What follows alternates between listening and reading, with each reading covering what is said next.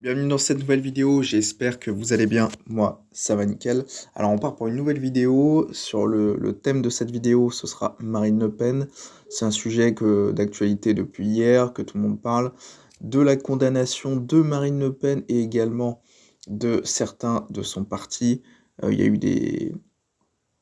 Marine Le Pen a été jugée inéligible pendant 5 ans, ça veut dire qu'elle ne peut pas se présenter en 2027 ni à une autre élection que celle présidentielle d'ailleurs.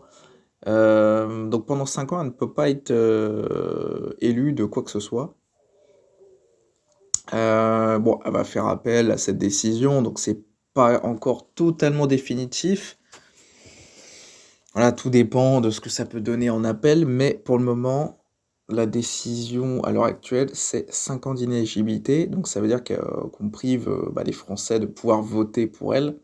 Dans les sondages, elle était entre 34 et 37% au premier tour, ce qui est quand même assez énorme d'avoir une personne sur trois des votants qui votent pour Marine Le Pen au premier tour, c'est quand même énorme. Une personne sur trois, je crois qu'après ça descendait, il me semble, à 23% ou 17%, enfin ça descendait beaucoup plus bas, quoi. Euh, donc c'est donc c'est quand même une décision de justice qui a un impact direct. En fait, on empêche les Français de pouvoir voter pour Marine Le Pen. Toutefois, le parti RN est toujours là, hein, je veux dire, ils vont mettre quelqu'un d'autre, si besoin, ils mettront quelqu'un d'autre. Mais c'est vrai que c'est assez dingue. Écoutez, on va regarder cette vidéo ensemble et je vais la commenter au fur et à mesure. Darkness vous révèle ce qu'ils veulent vous cacher. Bénédicte de Pertuis. Ce nom, vous ne l'avez peut-être jamais entendu. Pourtant, cette femme vient de priver des millions de Français de leur droit le plus sacré, choisir leurs dirigeants. Marine Le Pen n'a pas été vaincue par les urnes. Elle n'a pas été rejetée par le peuple. Elle a été abattue par une décision de justice, prise dans le secret d'un tribunal parisien, par une femme qui n'a jamais été élue. Bénédicte de Pertuis. Une magistrate devenue le symbole d'un pouvoir judiciaire qui ne rend plus la justice, mais la politique du système. Avant de devenir juge, elle était consultante chez Ernst & Young, au cœur de la finance mondialisée. Et un jour, à 37 ans, elle regarde Eva Joly à la télé et décide de tout plaquer pour devenir magistrate. C'est ça, son déclic. Pas une vocation de justice, pas une révolte contre l'injustice, une inspiration médiatique.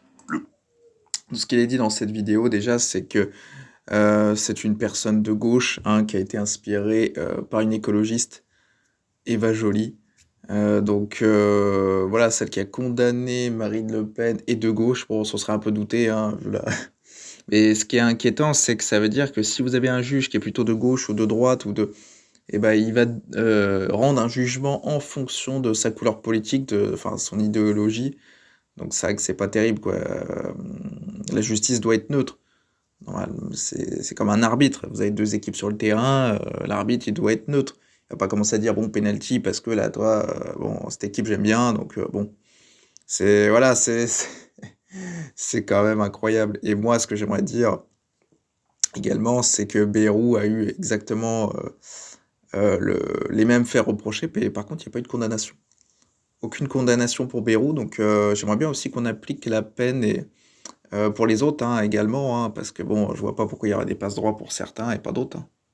Le pouvoir de l'image, de l'idéologie, pas du droit. Et c'est cette personne-là qui, aujourd'hui, se donne le droit de disqualifier une candidate portée par des millions de Français.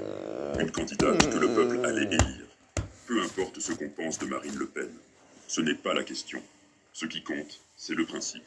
Une magistrate qui sort de nulle part, qui n'a aucun mandat démocratique, s'arroge le pouvoir de décider à la place du peuple. C'est ça, la vraie dérive. Ce n'est plus la démocratie, c'est une théocratie judiciaire.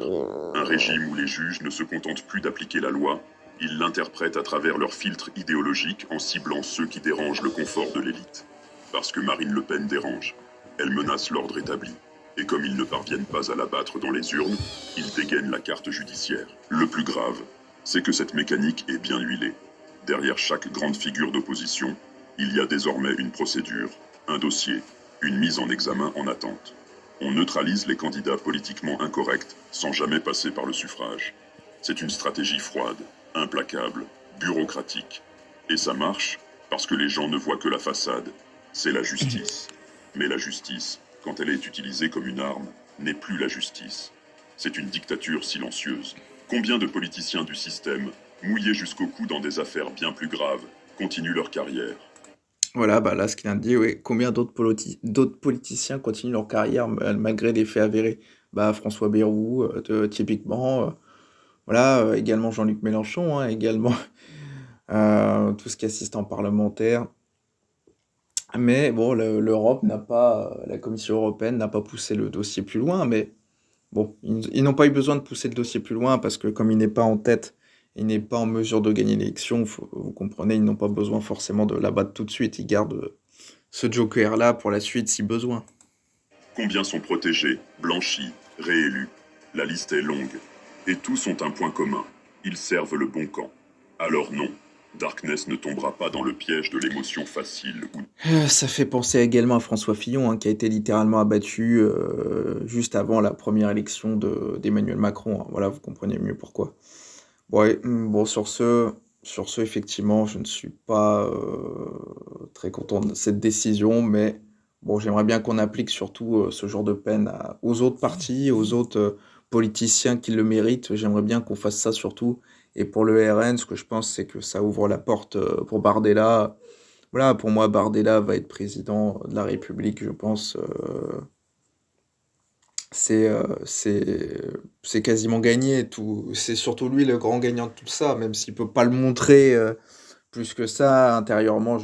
C'est sûr qu'il doit se dire que ça y est, il est président de la République. En tout cas, c'est une question de mois, d'années, mais en tout cas, ça arrivera.